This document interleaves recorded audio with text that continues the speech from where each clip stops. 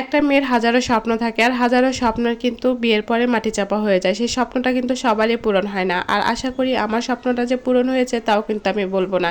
অনেক মেয়েরই কিন্তু এই আশাগুলো স্বপ্নগুলো পূরণ হয় না। আমিও বলবো যে আমার স্বপ্নগুলো কিন্তু অনেক ছিল, বাস্তবায়ন করতে পারি নাই।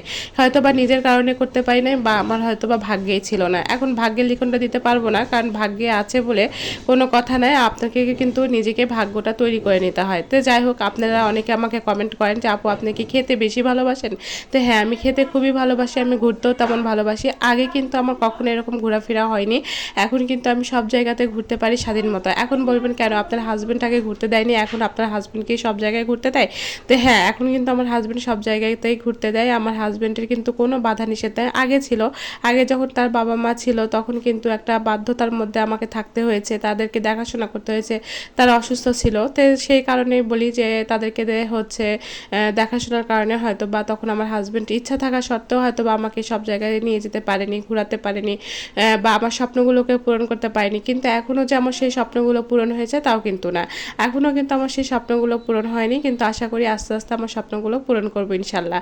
তো যে কথাটা আমি বলছিলাম, আজকে আমি নওগাঁতে চলে আসছি কুইন্সে, আর সব রেস্টুরেন্ট ঘোরা হয়ে গিয়েছে আলহামদুলিল্লাহ। সব রেস্টুরেন্ট ঘোরার পরে কিন্তু এই কুইন্সটা একদমই নতুন হয়েছে, সবাই এতদিন এসেছে, সবার খাবারের রিভিউটা দেখেছি। আজকে চলে আসছিলাম আমি কিন্তু আসলে অথেন্টিক খাবারের রিভিউটাই দিই। অনেকে কিন্তু খাবারটা মজা হয় না, তারপরেও কিন্তু বলে যে খাবারটা খুবই টেস্টি ছিল, মজা ছিল, আমার কাছে খুবই ইয়ামি লেগেছে, ভালো লেগেছে। তা কিন্তু না, আমি কখনোই সেটা বলবো না। আমার কাছে আমি হচ্ছে খাই, আর খাবারটা রুচিসম্মত খাই, কারণ আপনি যদি যে কোনো খাবার রুচিসম্মত খাবেন সব খাবারই কিন্তু আপনার ভালো লাগবে। কিন্তু আপনি যদি মনে করেন যে এটা আপনি রুচিসম্মত খাওয়ার পরেও যদি আপনার ওই খাবারটা ভালো না লাগে, তাহলে বিশ্বাস করেন সেই খাবারটা একদমই মজা ছিল না। তো যাই হোক, আজকে আমি চলে আসছিলাম আমাদের কুইন্সে, আর সেই কুইন্সে এসে সেখানকার খাবার কেমন ছিল, সেখানকার দামটা কেমন ছিল, সবই কিন্তু আমি আপনাদেরকে জানাবো। অনেকেই কিন্তু নওগাঁর ভিডিওগুলো দেখেছে এবং কুইন্সের ভিডিওগুলো কিন্তু দেখেছে যে কুইন্সের ভিডিও খাবারগুলো কেমন ছিল।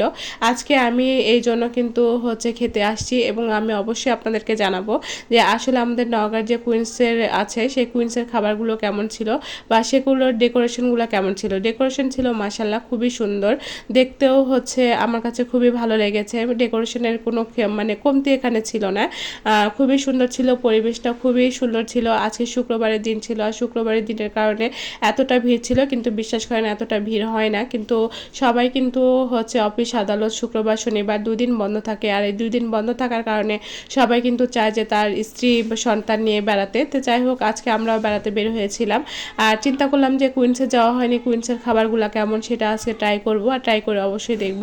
তো এখানে যখন আমি সব কিছু ঘুরে ফিরে দেখছিলাম, ভিডিও করছিলাম, তার মধ্যে আমার একটা জিনিস চোখে পড়েছিল, কেকটা। তো এই ভেলভেটের কেকটা কিন্তু আমি অর্ডার করেছিলাম। ভেলভেটের কেকটা আমার দেখে কিন্তু খুবই ইয়ামি মনে হয়েছিল, যে আসলে খুবই মজা হবে।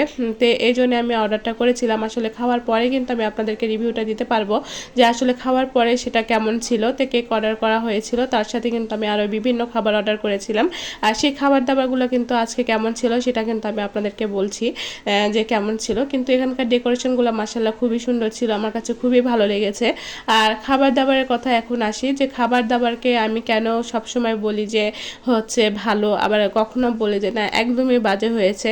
তো আসল কথা আমি একটা কথা বলবো, যে আপনারা যে খাবারই খাবেন রুচিসম্মত খাবেন, দেখবেন আপনাদের ভালো লাগবে। আর কিছুক্ষণের মধ্যে কিন্তু আমার টেবিলে হচ্ছে খাবারটা চলে আসছে, আর আমি খাবার অর্ডার করতে প্রায় আধা ঘন্টার মতো সময় লাগবে। আর এই আধা ঘন্টার সময়ের মধ্যে কিন্তু আমি এই কেক অর্ডার করেছিলাম, যে বসে থেকে সময়টা কাটাই। কিন্তু বিশ্বাস করেন এই কেকটা কিন্তু একদমই বাজে ছিল, মানে কি বলবো, আমার কাছে একদমই ভালো লাগেনি।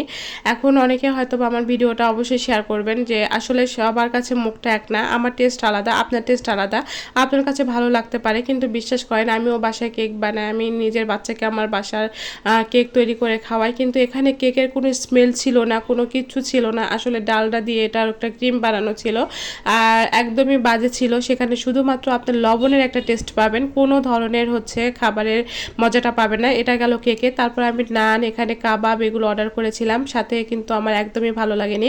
কোনো রকম আমি একটা খেয়েছিলাম, খেয়ে দিয়ে তারপরে কিন্তু পার্সেলগুলো নিয়ে আসছিলাম। আসলে খাবার তো নষ্ট করা একদমই যাবে না।